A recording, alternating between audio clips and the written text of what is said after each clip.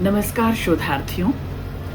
आज मैं यूट्यूब सुधा उपाध्याय की चैनल पर सुपरिचित कहानीकार अनुवादक प्रभात रंजन जी के साथ हूँ।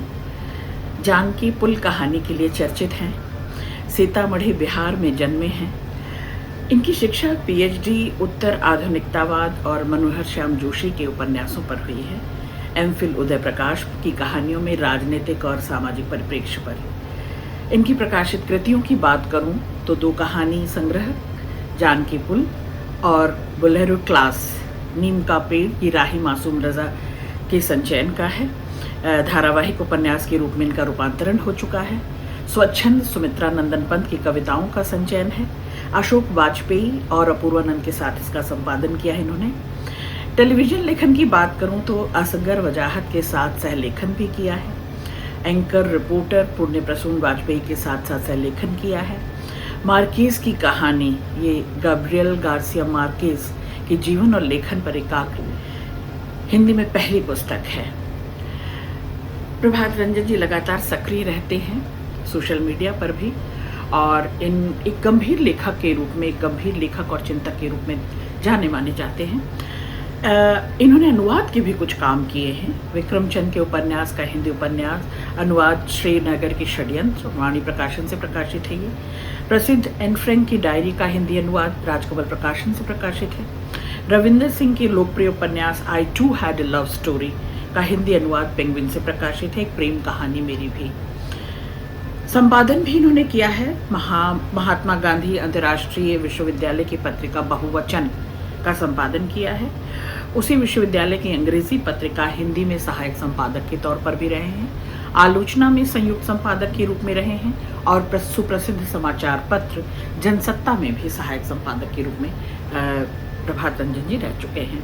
पुरस्कार और सम्मान की लंबी फेहरिस्त है। फिर भी शोधार्थियों आपके लिए जानकी पुल कहानी के लिए सहारा समय कथा सम्मान, जानकी पुल कहानी संग्रह के लिए ही प्रेमचंद कथा सम्मान, jankipull.com प्रसिद्ध ये ब्लॉग इसके मॉडरेटर के रूप में है, और दिल्ली विश्वविद्यालय के जाकिर हुसैन सांध्य महाविद्यालय में अध्यापन कर रहे हैं।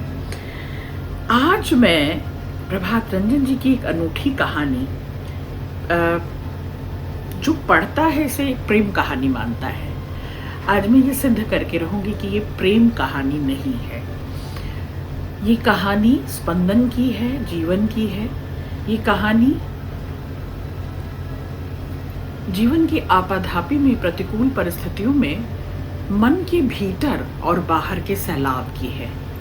ये कहानी उधेड़बुन की है, असमंजस की है, दुविधा की है, और यह सब कुछ अगर मिलजुल कर प्रेम कहलाता है तो फिर आप ही देखें। कहानी मैं पढ़ूंगी आपके सामने और फिर आप खुद तय करें कि ये कहानी क्या प्रेम कहानी है।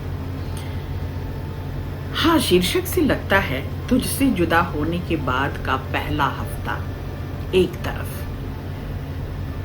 मैं कहानी पढ़ूंगी और उसके बाद थोड़ी सी बातचीत इस पर करेंगे। मेरे नाना बहुत बड़े जमींदार थे। मेरे ननिहाल में पुरुषों में एक शौक आम था। शाम होते ही अक्सर सब शिकार पर चले जाते। चिड़िया, जंगली जानवर, पक्षी जो मिल जाता उसी का शिकार हो जाता। मैं सबसे बड़ा नाती था, इसलिए जरूरी समझा गया कि शिकार के कुछ गुर मुझे भी सिखाए जाए। मुझे खेतों में फसलों की झाड़ियों में छिपकर खरगोशों के शिकार का अवसर दिया गया ताकि मैं शिकार करना सीख सकूं। मुझे याद है केवल एक बार मैंने गन्ने के खेत में शिकार किया था। सच बताऊं तो उसके मरते समय उसकी आंखों में जो कुछ निष्कलुषता था उसको मैं कभी भूल नहीं पाया। दशकों बीत गए इस बात के, आज भी कभी कभी उसकी आंखें याद हो आती हैं। मरते वक्त उस खरगोश की आंखों में छटपटाहट दिखाई दी, लेकिन वही मासूमियत, वही निष्कलुषता कि मुझे क्यों मारा। कई बार सपने में वही दृश्य आता और मैं नींद से चौंक कर उठ जाता। सोचने लगता हूं आखिर मैंने उस खरगोश को क्यों मारा। उसकी आंखें भी वैसी ही निष्पाप थीं, उसकी जैसे वह किसी का बुरा सोच भी न सकती हो। क्या मैंने फिर से खरगोश मार दिया? उस दिन सबसे ज्यादा उसकी आंखें याद आई। वैसे यह कोई ज़रूरी नहीं कि जिसकी आंखें निष्पाप, कभी कोई पाप न किया हो, वह पहली रात थी। मुझे इस बात को समझना था कि अब वह नहीं थी। मेरी जिंदगी में अब वह शायद कभी नहीं आएगी। यह बात एक दिन समझ में नहीं आती। कोई आपकी जिंदगी से ऐसे जा चुका होता है, उसके वापस आने की कोई सूरत नहीं रह जाती। जो कभी वापस नहीं आते, वे कहीं जाते भी नहीं हैं। हमारे वास्तविक आभासी जीवन में लगातार बने रहते हैं, लेकिन हम उनके लिए कोई बोर्ड दबाना छोड़ देते हैं। कीबोर्ड तो खटखटा रहा होता है, लेकिन उसके लिए नहीं, किसी और के लिए, पता नहीं। लेकिन यह सब एक दिन में कहाँ समझ में आता है। जिस रिश्ते को हम 256 दिनों से जोड़ते रहे, वह एक दिन में ऐसे खत्म हो जाता है कि कभी आपसे जुड़े ही नहीं। क्या सचमुच नहीं जुड़ेगा? पहले दिन बार बार यह ख्याल आता रहा। पहले ही दिन ऐसा कौन सोच सकता था। पहली रात हुआ यह कि सपने में उस खरगोश की कातर आंखें नहीं, मुझे उसकी खरगोश जैसी मासूम आंखें दिखाई दी। जिस सपने को मैं बरसों से अपना मानता आया था, उस सपने की जगह उसकी मासूम आंखें दिखाई दी। उसके बाद न जाने कितनी बार दिखाई दी, न जाने कितनी बार उनको दिखाई देना था, यह गुमसुम एकटक देखे जाना। जब आखिरी बार मैंने उसको फोन किया था, वह इसी तरह चुप हो गई थी। चुप हो जाना उसका स्वभाव था। वह बहुत कम बोलती थी। इसी बात से मुझे प्यार था। वैसे वह तो इस प्यार पर भी कुछ नहीं बोलती थी। मेरी आवाज को न सुनना भी शायद उसका स्वभाव रहा होगा। दूसरा दिन यही सोचने में बीता, क्या बात करनी चाहिए।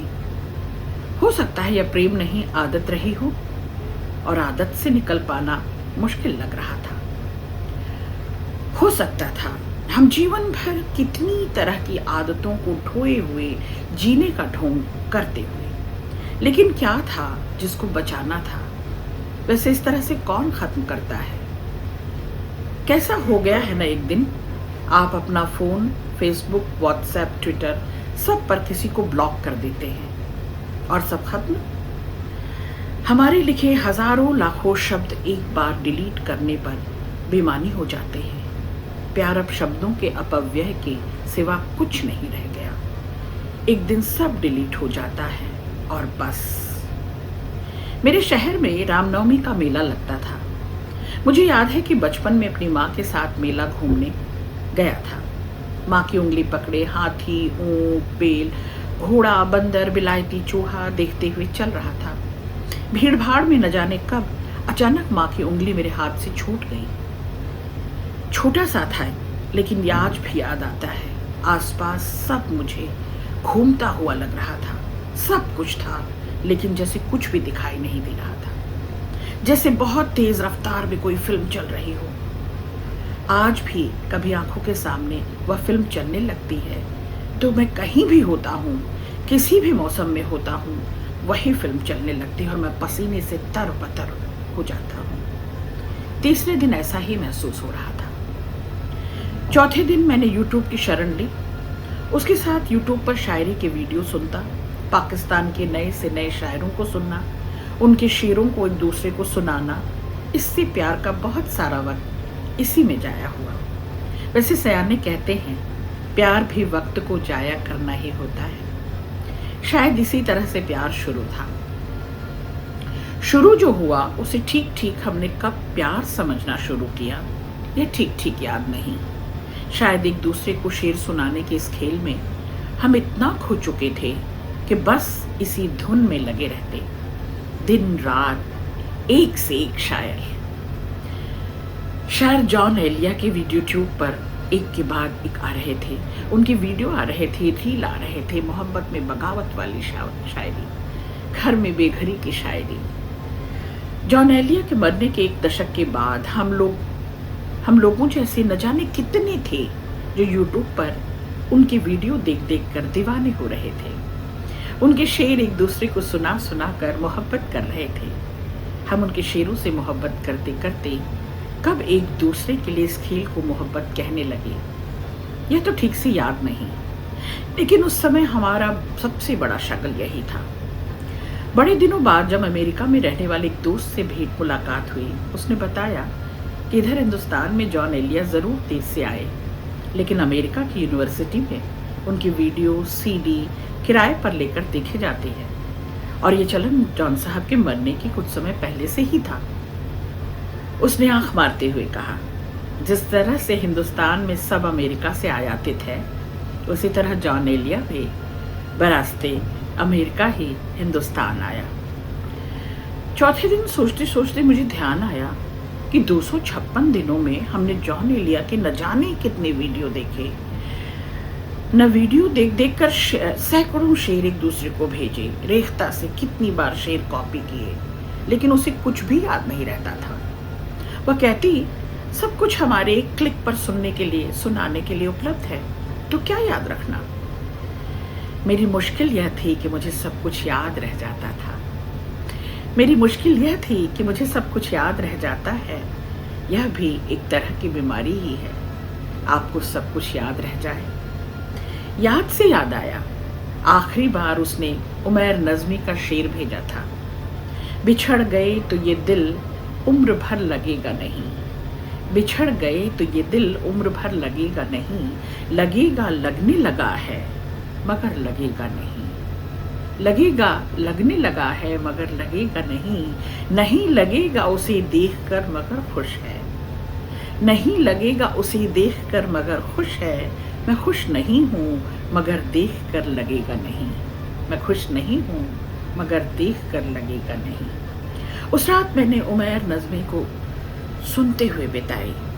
5वें दिन मैंने उन जगहों के बारे में सोचा, जिन जगहों के बारे में साथ जाने के बारे में हम सोचते, हम साथ साथ कुमाऊं के बिनसर जाने के बारे में सोचते, वहाँ की घुप अंधेरी रात में एक दूसरे को खोजने की कल्पना करते, कभी दिल्ली के कनॉट प्लेस में क्वालिटी में बैठकर कॉफ़ी पीने के बारे में सोचते।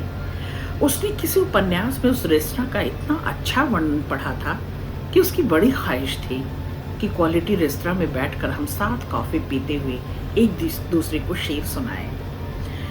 हमारे सारे ख्वाब सुनते सुनाते, सुनने सुनाने को लेकर होते। सोचता हूँ जब जीवन में कुछ है से था हो जाता है से था हो जाता है, तो क्या ख्वाब भी थे हो जाते हैं? उन वादों का क्या होता है और उन कसमों का जो हमने फोन या लैपटॉप के कीबोर्ड दबाकर किए थे? 256 दिन तक हमने न जाने कितनी बार एक दूसरे के लिए कीबोर्ड दबाए। अजीब हाल था, चलते फिरते उठते बैठते, बाजार में, मॉल में, कहीं भी कीबोर्ड दबाते हुए एक दूसरे के लिए कीबोर्ड दबाते रहे। हमारा प्यार इतना आभासी था कि वास्तविक लगने लगा था। शायद यह सब आभासी ही रहा होगा। अगर आभासी रहा होता तो कुछ न टूटता, कुछ नहीं टूटा होता, कोई ब्लॉक नहीं होता, काल का कलुष हमारे रिश्तों के बीच नहीं आया होता। अगर हम न मिले होते तो हमारा प्यार शाश्वत रह जाता। शाश्वतता मिलने से खत्म हो जाती है शायद। कीबोर्ड दबाते दबाते ना जाने कब हम लोगों ने तय किया कि हम दोनों एक दिन सुबह सुबह आगरा पहुंच जाएंगे। सुबह से शाम तक ताजमहल देखेंगे, कीबोर्ड के प्यार को वास्तविक करेंगे, ताजमहल के सामने फोटो खिंचवाएंगे, होटल के कमरे में एक दूसरे को छू कर देखेंगे और वास्तविक होने को महसूस करेंगे। हम सचमुच में प्यार करेंगे। लेकिन कुछ चीजें छूने से मैली हो जाती हैं। प्रेम की शाश्वतता ही इसमें है कि हम उसे मिलन जैसे शब्द से दूर रखें। मिलना ही शायद खो देना होता है। वही हुआ। 7वें दिन मैं सिर्फ तहजीब हाफी को सुनता रहा और अपने उस को याद करता रहा। जानते हो, जॉन एलिया की शायरी में ऐसी कौन सी बात है कि उनके मरने के बाद हम लोगों की पीढ़ी उसकी दीवानी हो गई? वह यही तो कहता है कि सब कुछ अंत हो जाता है, कुछ भी अनंत नहीं होता, लेकिन जॉन को ज्यादा सुन लो तो यह समझ में आने लगता है कि इस अनंत के अंत का विलाप कर रहा है। एक समय के बाद उसकी शायरी मरसिया सी लगने लगती है। फिर कुछ रुककर उसने लिखा, आज मेरा ध्यान तहजीब हाफी की तरफ गया, मतलब उसकी शायरी की तरफ। ये लड़का कमाल का शायर है, तुम भी सुनना। उसकी शायरी आजकल पाकिस्तान में बहुत लोकप्रिय है और जॉन के बाद जिस शायर की शायरी हिंदुस्तान में बहुत पसंद की जाती है, उसकी शायरी जैसे शाश्वतता, अनंत जैसे किसी भी तरह के होने से पूरी तरह मुक्त है। वो अपने शेरों में बार बार यही कहता है, हम जो समय जी रहे हैं उसी को अच्छे से जी लें, यही सार्थकता है। न कुछ पीछे रह जाता है न आगे जाता है। प्यार एक ऐसा आज है जिसका कोई कल नहीं होता। मैंने हंसी का इमोजी बनाकर लिखा था, मतलब जब तक हम कीबोर्ड खटखटाते रहें तभी तक प्यार रह जाएगा। एक दिन आएगा जब हम एक दूसरे के लिए कीबोर्ड खटखटाना बंद कर देंगे। आगरा में मिलने के बाद मैं जब लौट रहा था तो बस स्टैंड पर मैंने सबसे पहले उसको फेसबुक मैसेंजर पर ब्लॉक किया। बस में चढ़ते चढ़ते हर जगह पर वह ब्लॉक थी। न उसके लिए मैं फोन के कीबोर्ड पर उसके नंबर को डायल करने वाला था, न ही कभी किसी और जगह पर कीबोर्ड खटखटाने वाला था। मुझे उसको ब्लॉक क्यों करना चाहिए जब एक एक दिन बिना काटना मुश्किल हो रहा था। मुझे उसको ब्लॉक क्यों करना चाहिए जब एक एक दिन उसके बिना काटना मुश्किल हो रहा था। तो मैं ब्लॉक हटाकर उससे बात क्यों नहीं कर रहा था। हम बस एक ब्लॉक की दूरी पर ही तो थे। लेकिन आगरा में हम गए। हम पहले होटल गए। एक दूसरे को छूने की टटोलने की ख्वाहिश ऐसी थी कि हम कहीं और क्या जाते। बातें करते करते कब हम एक दूसरे के सबसे पास आ गए पता ही नहीं चला। और इतने पास आते ही दूर जाने का क्षण आ गया। जब हम एक दूसरे में लिपटे हुए थे तो उसके मुंह से एक नाम बार बार निकलने लगा जो मेरा नहीं था। ऐसा ठंडापन मेरे ऊपर तारी हुआ कि मैं उठा और कपड़े पहनकर बाहर निकलने लगा। वह रोकती रह गई। मैंने उसको खड़े होने का मौका तक नहीं दिया। वह कॉल करती रही। मैं जैसे किसी और ही दुनिया में जा चुका था। उसका फोन